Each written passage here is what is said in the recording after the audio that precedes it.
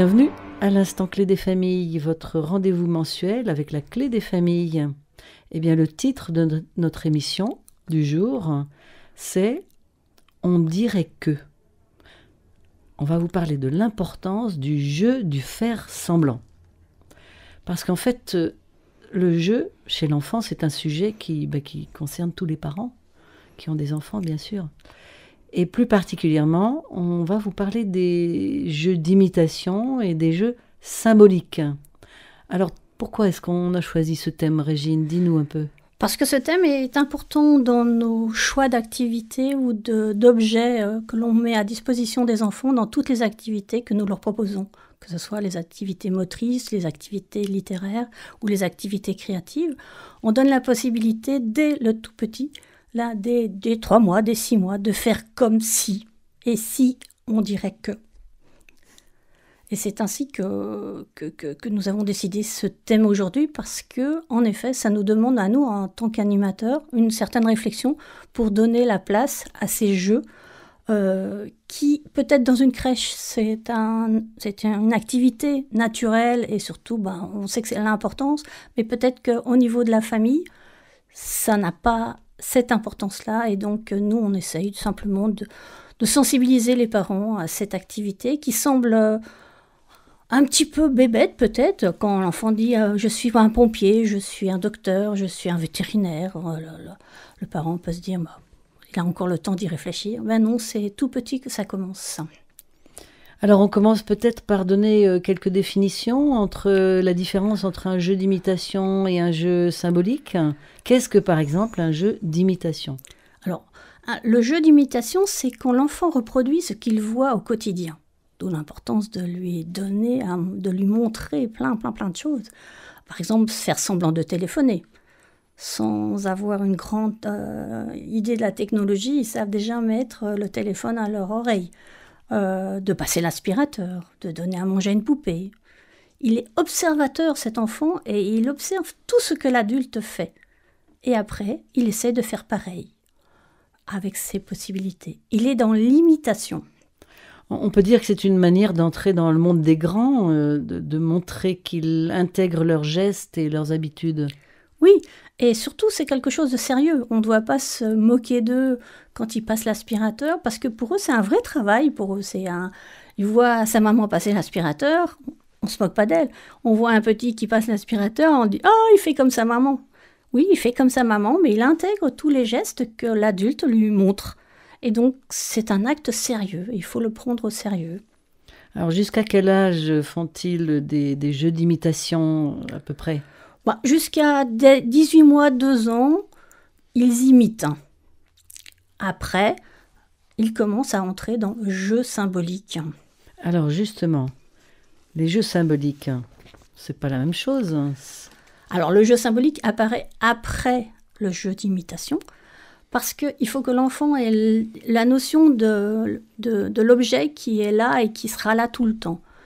Et à partir de là, il pourra faire en sorte que ce jeu soit intégré dans ces jeux, mais qu'il soit manipulé. Et c'est là que l'imagination, c'est là que l'aide de l'adulte va lui permettre d'aller plus loin.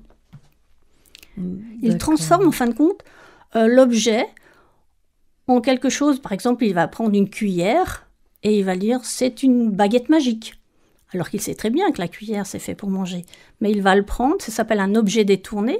Mais tout ça, c'est un acte pensé par l'enfant et c'est sérieux. C'est surtout très sérieux ce qu'il fait. Oui, je vois bien le petit qui se met sur un tabouret et qui dit « je suis en voiture ». Hein? Oui, ou l'objet sa peluche qui va devenir un patient du vétérinaire. Et ça peut être jusqu'à 6 ans. Moi, j'ai eu ça cet été où mon petit-fils m'a dit « Viens, mamie, tu es dans la salle d'attente et tu es avec, je ne sais plus le nom de sa peluche, et il me dit « Tu attends que j'arrive parce que je vais le soigner ». Et il a 6 ans. Et quelque chose de très, très sérieux. Hein. Je ne pouvais pas me moquer de lui. Hein. Donc là, si je comprends bien, l'enfant copie la réalité, il imite la réalité, mais il va plus loin. Il s'en sert, il se sert de l'objet pour le faire sien et pour créer d'autres choses. C'est là que commence la créativité. Et animer et alimenter cette créativité par des activités manuelles, littéraires, par toutes les activités, même les promenades en nature, vont lui permettre de grandir. En fin de compte, qu'est-ce qu'on cherche pour nos enfants? C'est qu'ils grandissent et qu'ils s'alimentent par ce qui les environne. Mais pour revenir au processus, en fait, il transforme la réalité, il s'invente des histoires, il devient le super-héros, il est cuisinier, maîtresse d'école, chevalier. Voilà. Oui. Et on va revenir, vous allez me dire qu'on est un peu obsédé par la lecture, mais par les lectures que nous allons lui apporter, il va enrichir ses personnages et il va s'en servir pour les détourner. Et super, l'imagination. Voilà, il va aussi certainement développer son langage parce qu'il rentre dans des univers nouveaux. Oui, et il va non seulement redire peut-être ce qu'il a entendu au niveau des textes qu'on lui propose, mais il va les contourner et il va s'en servir pour autre chose. C'est en fin de compte se servir de ce qu'on lui donne pour pouvoir agrandir son champ lexical et pouvoir agrandir aussi toutes ses possibilités imaginatives. Oui, il va même jusqu'à se mettre à la place des autres, parce que... Et une place vraie. Quand un enfant joue à la cuisine et qui dit qu'il va préparer des crêpes et qui vous emmène une assiette avec un objet pâte à modeler qui dit « ça, mange mamie » ou « mange maman, c'est une crêpe », faut pas lui dire « non, tu vois bien, c'est de la pâte à modeler ». Vous lui cassez son imagination, vous lui cassez sa créativité. Donc il faut accepter. Et en effet, certains enfants ont tendance à faire du trop semblant, et que là, il faut y faire attention. Mais il y a des endroits, à la maison, comme à l'école, comme partout, où on peut imaginer. Et surtout, offrons-leur ces espaces. Oui, donc c'est très important de leur offrir ces espaces. Et en fait, quand il joue à la marchande, au docteur, au chevalier... moi, je sens bien ce que tu veux dire. Ce qui me gêne un peu, c'est, et là j'ai des souvenirs beaucoup plus lointains, quand tu parlais de nature tout à l'heure, quand on va dans la nature, qu'il trouve un magnifique bâton qui devient soit une épée, soit un fusil, comment est-ce qu'on peut réagir par rapport à un enfant là? Parce que il y a des parents qui disent non, tu ne joues pas à la guerre. Proposons-leur autre chose que des images de guerre, déjà. Il y a moyen. Proposons-leur jouons avec eux. Ah, t'as trouvé un super bâton, quelle belle baguette magique! Ou alors, avec ce bâton, on va trouver des trésors. Suivons un petit peu le chemin qui nous indique. C'est aussi à nous, en tant que parents, d'entrer dans le jeu des enfants et d'aller plus loin avec lui. Tout en, à un certain moment, lui disant, on revient un petit peu à la réalité, la vie quotidienne. Ton bâton, on ne peut pas le transporter à la maison parce qu'il est trop grand, on va le laisser à la nature. Voilà, il y a un dialogue qui doit s'établir avec l'enfant pour qu'il comprenne la différence entre le faire semblant et la réalité. Et des fois, certains enfants ont du mal, et certains adultes aussi. Alors, par rapport aux rôles sociaux et aux émotions, qu'est-ce que ça apporte tout ça? Bien, le fait de se transformer en chevalier, ça peut lui donner la possibilité de sortir de son univers, de sa zone de confort. Un enfant timide qui devient chevalier, ne serait-ce qu'avec une cape ou avec un bâton qui va devenir son épée, peut sortir de son soi et réellement devenir ce chevalier. Et qui dit chevalier, d'après les images que l'on peut avoir, c'est quelqu'un de fort qui va aider les autres. Et même si c'est sur un temps de 2-3 minutes, laissons-lui le temps de sortir. Et peut-être après d'en discuter, mais tu vois comme tu es fort comme ce chevalier. Et dans la mesure où il aura vécu ces moments-là, c'est des choses qui vont rester ancrées. Et donc, il peut s'en servir pour grandir. Alors, les jeux symboliques, j'entends que ce sont finalement une sorte de laboratoire pour la vie réelle. Et en fait, justement, organiser sa pensée, ça passe par le langage, ça passe par les mots, donc la lecture, hein. Tu l'évoquais tout à l'heure. Alors, quel est le lien entre ces jeux et la lecture ? Ah, quelle question. En effet, on revient un petit peu à notre dada à clé des familles, qui est la lecture. Je pense que leur raconter des histoires, mais que ça peut être des contes aussi, hein, c'est-à-dire sans support visuel, mais leur donner des images aussi de personnages, peut nourrir leur imagination et peut leur permettre justement, comme on le disait tout à l'heure, d'être ce chevalier le temps d'une minute, d'être très fort, de sortir, d'aider les autres. Peut-être des situations qui vont lui permettre aussi de grandir et de vivre au réel ces situations-là. Donc quand un enfant qui invente une histoire avec ses Playmobil, par exemple, ou ses poupées, il est déjà en train de se préparer à comprendre les récits qu'il lira plus tard? Non seulement il les comprend, mais en plus, il met, en supposant qu'il ait déjà eu plein d'histoires à écouter, il va s'en servir des petites brides avec le chevalier, il est sur son cheval, il va sauver la princesse. Le fait qu'il redise ce petit scénario, c'est aussi l'aider à construire plus tard le récit qu'il devra faire pour telle ou telle rédaction ou expression écrite, comme on peut dire. Donc on lui offre, en le laissant imaginer, on lui offre la possibilité plus tard d'imaginer ses propres récits dans les expressions qu'il devra faire à l'école ou ailleurs. Hein. Alors, tu peux nous donner un exemple de récits? Eh bien, de récits de ce type. Ou alors, j'en ai un. En fait, je te pose la question, mais j'ai une idée en tête. Ouais. C'est ça, oui. Je lis Le Petit Chaperon Rouge à ma petite fille, par exemple. Après l'histoire, il peut se passer plein de choses. Mm-hmm. Elle peut dire moi, je suis le petit chaperon, ou je suis le chaperon rouge, et toi, tu es le loup. Donc, il y a un échange, il y a un dialogue, il y a une connivence qui se passe entre les protagonistes de la scène, finalement. Oui, et le fait que l'enfant dise « Toi, mamie, tu vas devenir le loup », alors tu as le choix. Soit tu dis « Non, aujourd'hui, j'ai pas envie d'être le loup », ou alors « Si, j'ai envie d'être le loup, mais aujourd'hui, ça va être un loup gentil. Comment pourrait-on continuer notre histoire ?» Et là, vous les aidez à entrer dans le récit et à inventer ce qu'on appelle les contes détournés. C'est-à-dire que les parents peuvent encourager ces jeux symboliques en rentrant dans le jeu de l'enfant. Tout à fait, ils doivent. Je ne dis pas que c'est une obligation, mais ça permet à l'enfant de grandir, d'agrandir aussi son champ lexical, c'est-à-dire plus de mots, mais aussi son imagination.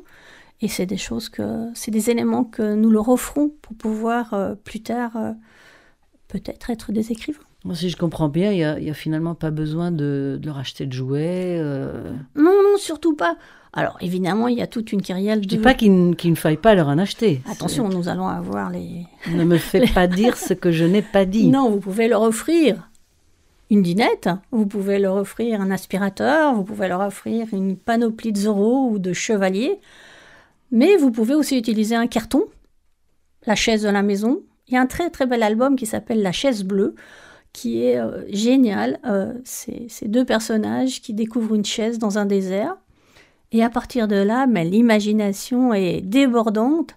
Et à partir de là, chaque chaise peut devenir une voiture, mais peut devenir aussi un avion, peut devenir des tas de choses. Et plus les enfants vont inventer, en plus, c'est aussi des moments de partage et de rigolade, que de souvenirs.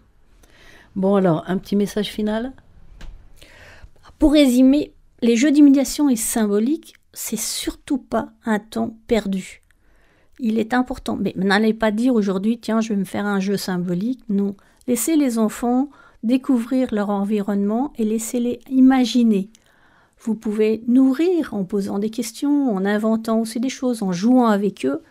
Ce n'est pas un apprentissage pur et dur, c'est vraiment la norme chez l'enfant. C'est important de passer par ces stades. Ok, donc, chers parents, la prochaine fois que votre enfant vous dit « Toi, tu es le dragon et moi, je suis le chevalier », ne fuyez pas. Entrez dans son monde, jouez le jeu. N'oubliez pas que c'est en jouant qu'il grandit. En effet. Et en lisant. Et en lisant. Qu'il grandit aussi. Merci. Merci.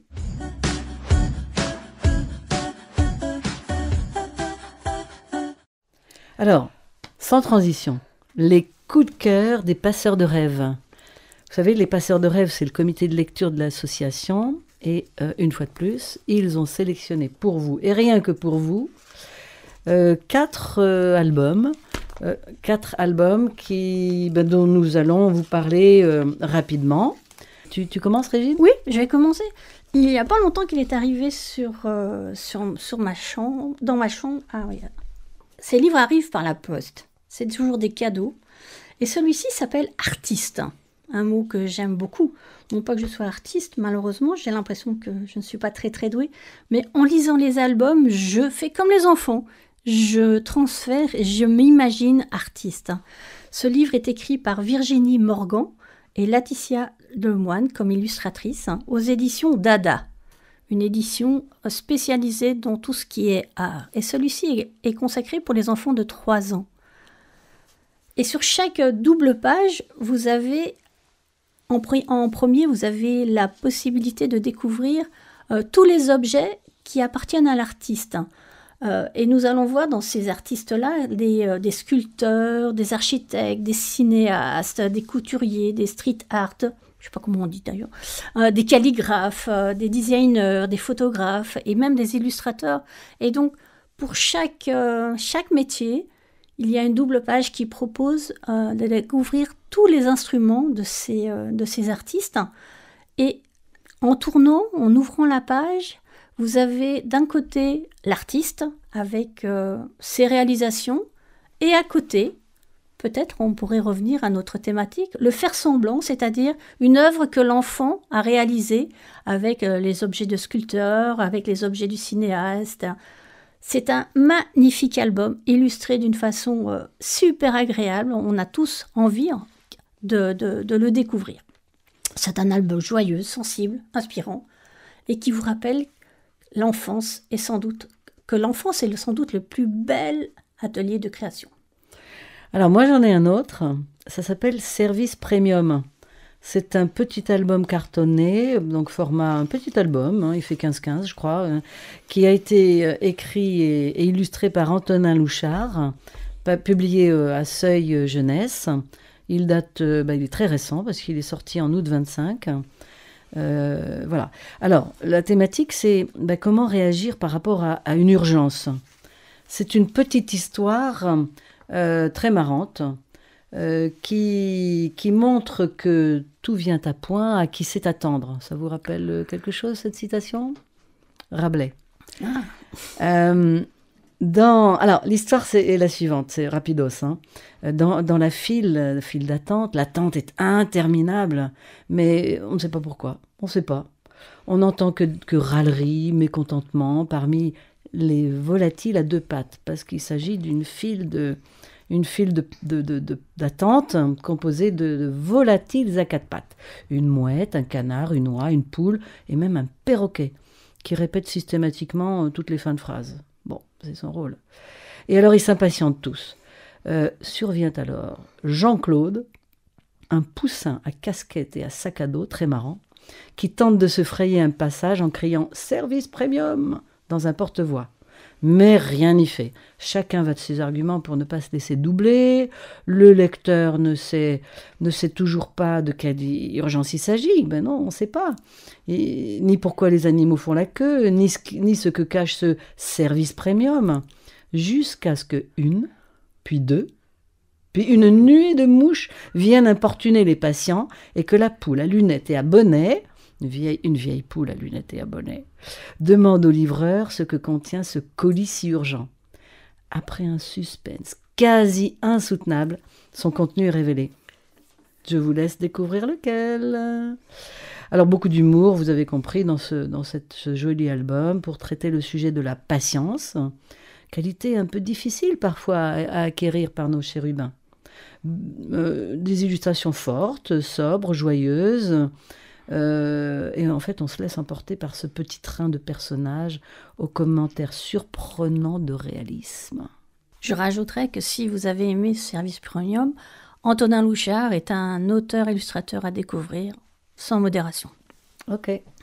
Alors moi je vais vous parler d'un autre livre qui vient d'arriver sur le marché qui s'appelle « La recherche très très très savante de Léon, de Bernadette Renaud et Marjorie Blais-Simard, aux éditions Les 400 coups, édition québécoise. Un livre qui vient de loin. Cet album s'adresse aux enfants à partir de 4 ans, mais les adultes peuvent vraiment le découvrir rien que pour le plaisir.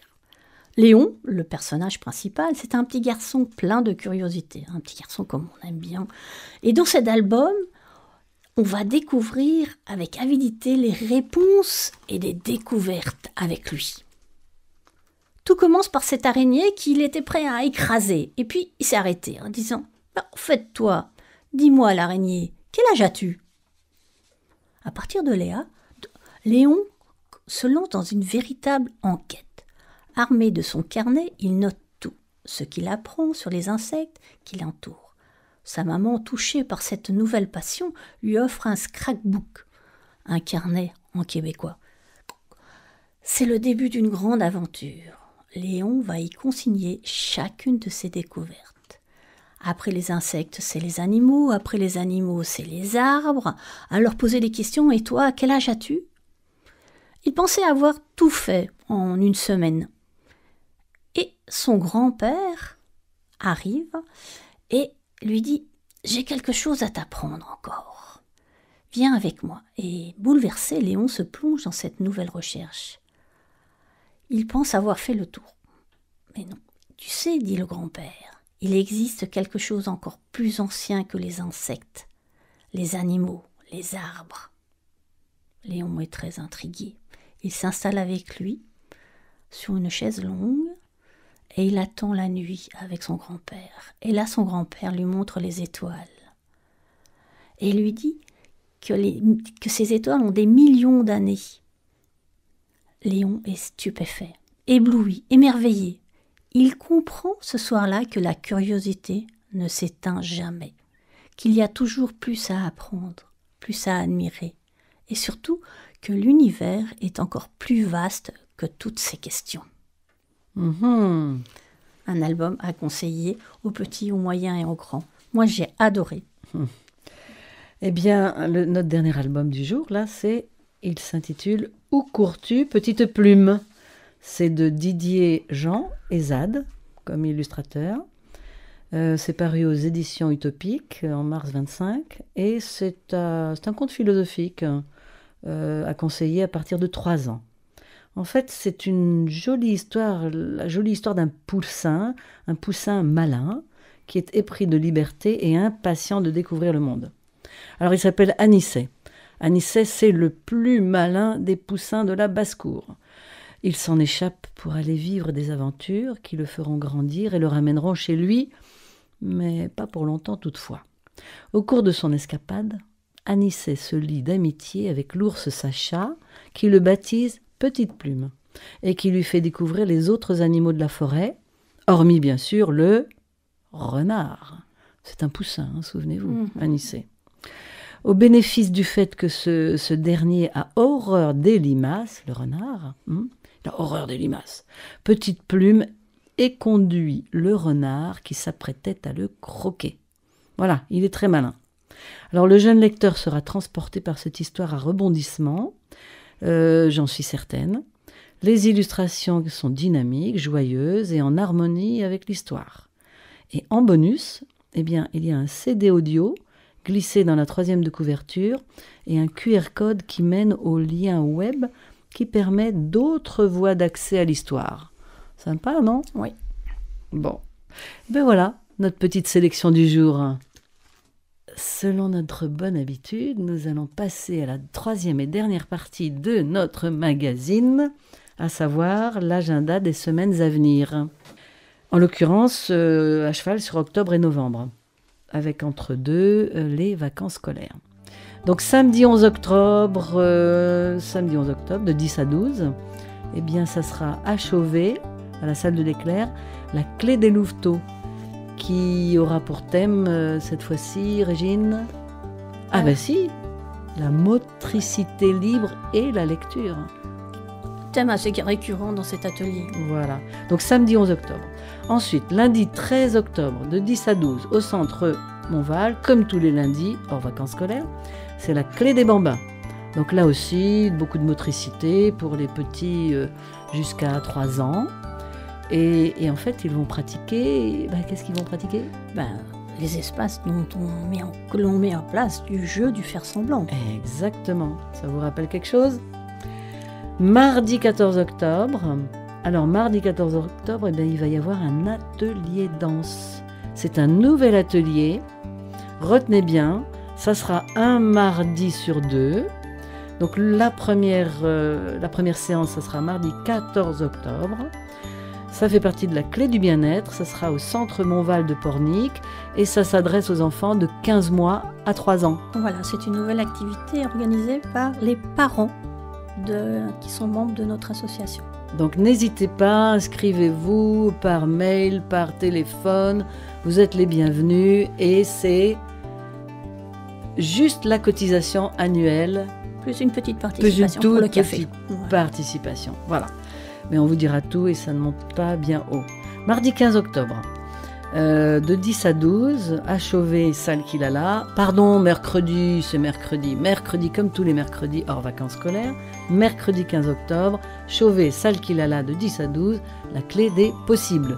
Alors là, on est dans la tranche d'âge 3-11 ans. 3-11 ans, voilà. Avec les parents, évidemment. Avec des tas de choses créatives et merveilleuses, donc n'hésitez pas. Mais vous connaissez déjà la clé des possibles. Samedi 18 octobre. Alors là, ça se passe à Saint-Père-en-Retz, à la médiathèque de Saint-Père-en-Retz, de 10 à 11. Et ça sera un atelier des petits explorateurs d'histoire. Sur les thèmes de la peur, des petits monstres. Mais nous, on n'aura pas peur. Des monstres gentils quand même. Bien sûr. Bon. Alors 18 octobre, 2 novembre, vous savez bien que ce sont les vacances scolaires, donc pas de clé des familles. Il faut un peu souffler de temps en temps. Et puis on va reprendre les lundis, lundi 3 et 10 novembre, hop, la clé des bambins, comme tous les lundis, au centre Montval, de 10 à 12.